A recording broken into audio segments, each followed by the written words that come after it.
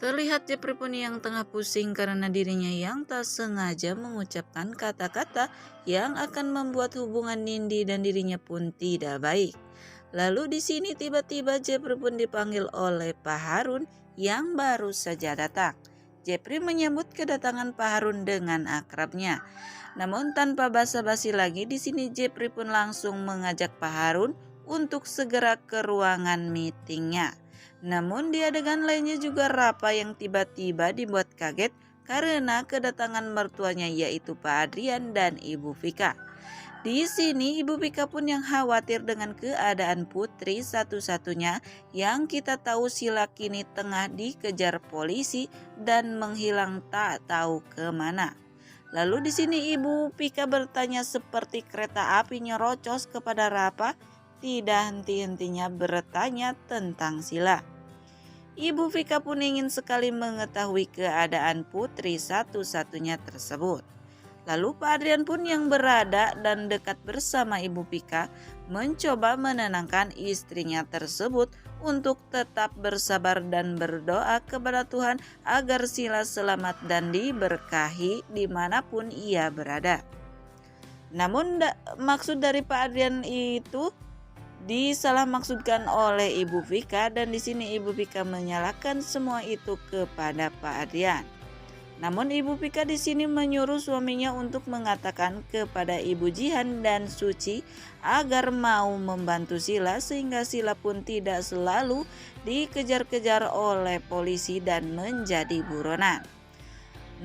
Namun Ibu Vika pun bertanya apakah Pak Adrian dapat melakukan itu. Pak Adrian pun hanya terdiam saja.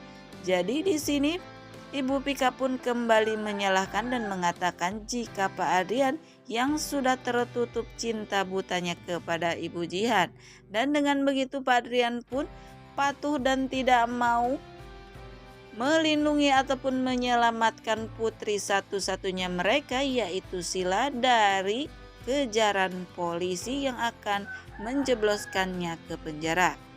Serta di sini Ibu Vika pun menuduh Pak Adrian dengan Ibu Jihan yang tidak-tidak. Lalu Pak Adrian pun emosi dan menjawab semua tuduhan Ibu Vika tersebut jika Ibu Vika berbicara selalu dengan emosi dan marah-marah dan selalu mengotot bagaimana masalah akan selesai jika Ibu Vika terus-menerus begitu. Rapa pun yang berada di situ mencoba menenangkan kedua mertuanya tersebut dan mengatakan jika mereka tidak perlu meributkan tentang keadaannya Sila. Karena Rapa pun mengatakan jika Sila kini tengah baik-baik saja. Bahkan kemarin saja Sila baru menginap bersama Rapa di rumahnya. Dan yang selanjutnya juga terlihat Sila yang berada di mobil Pak Harun dan bersama anak buah Pak Harun.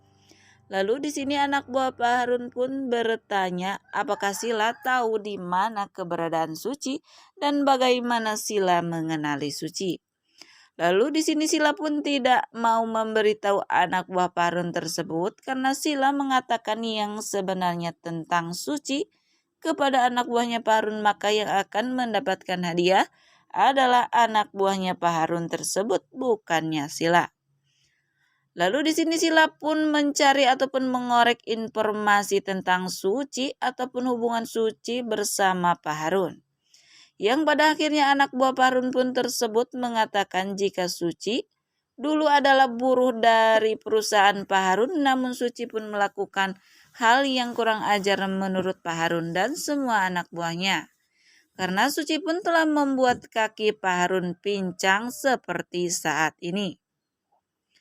Di sini Sila pun yang sangat penasaran sekali tentang kisah Suci bersama Pak Harun. Lalu Sila pun bertanya kembali apa yang telah dilakukan Suci sehingga Pak Harun pun menjadi pincang.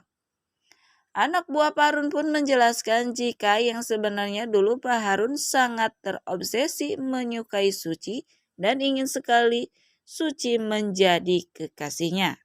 Akan tetapi Suci tidak mau dan Suci pun kabur, maka dari itu Bos Harun pun sangat terobsesi antara cinta dan benci kepada Suci.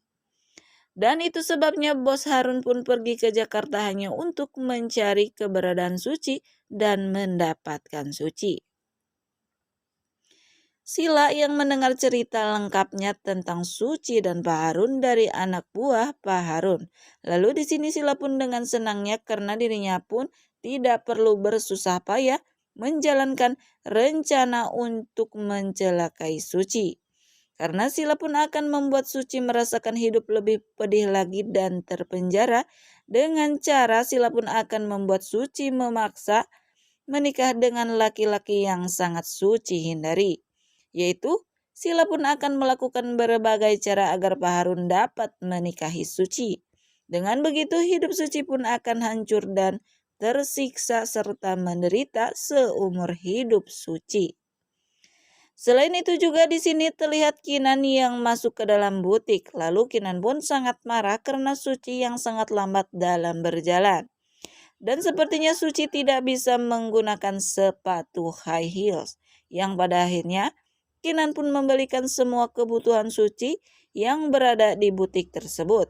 Termasuk sepatu untuk Suci agar Suci tidak kesusahan ketika berjalan dan tidak terlambat ketika tengah ada meeting bersama semua klien Kinan.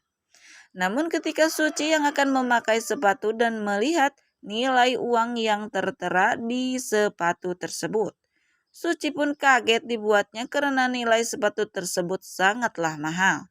Sehingga membuat Suci pun terhenti dan tidak bisa menerima pemberian dari Kinan. Namun di sini Kinan pun tetap memaksa kepada Suci untuk mau memakai dan menerima apa yang ia berikan. Dan di sini Kinan pun beralasan jika meetingnya tidak mau terganggu dengan hal-hal konyol yang Suci lakukan. Dan dengan begitu Suci pun terpaksa menerima ataupun pemberian Kinan tersebut. Nah, pemirsa, mungkin itulah sekilas ulasan yang dapat channel ini hadirkan.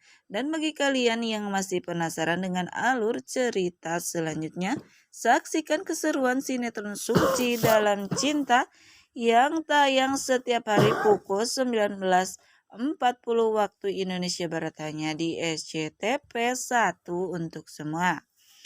Mohon maaf apabila ada kata-kata ataupun dalam penyampaian saya yang kurang baik.